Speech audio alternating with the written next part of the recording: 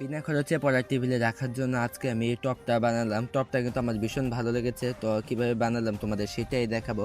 এটা কিন্তু আমি পড়ার টেবিলে রাখবো, তোমরা চাইলে খাবার টেবিলে রাখতে পারো এবং অন্য গাছও লাগাতে পারো।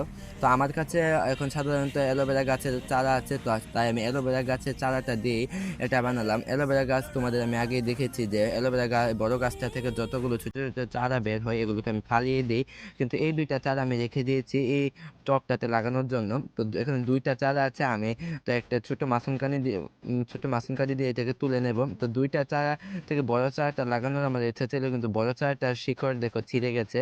তো সেখানে ছোট চারাটা এখানে লাগাতে হবে, কিন্তু আমার জন্য এটা বিষয় ভালো লেগেছে। তো ভালোতে লাগাতে হবে কিন্তু, আর বোতলের নিচ দিয়ে একদম ছিদ্র রাখা যাবে না, তাহলে পানি দিলে কিন্তু পড়ার টেবিলে পানিটা পড়বে।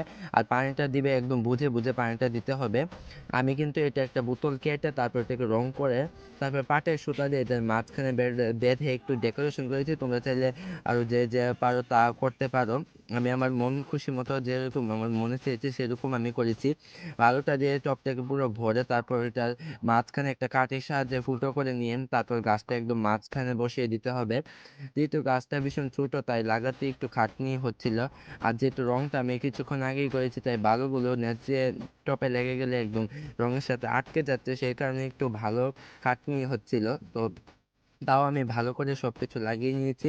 আর পাথরগুলো কিন্তু আমি এই বালু থেকে কুড়িয়ে বের করে এনেছি, এনে ধুয়ে পরিষ্কার করে রোদে শুকিয়ে এখন দিয়ে দিচ্ছি। যা চারিদিক দিয়ে সুন্দর করে ডেকোরেশন করে সাজিয়ে দিচ্ছি। তো কেমন লাগলো গাছটা তোমরা বলবে, তোমরাও চাইলে এটা বাড়িতে বানাতে পারো। আমার কিন্তু এটা অনেক ভালো লেগেছে আর আমি এটা আমার পড়ার টেবিলে রেখেছি।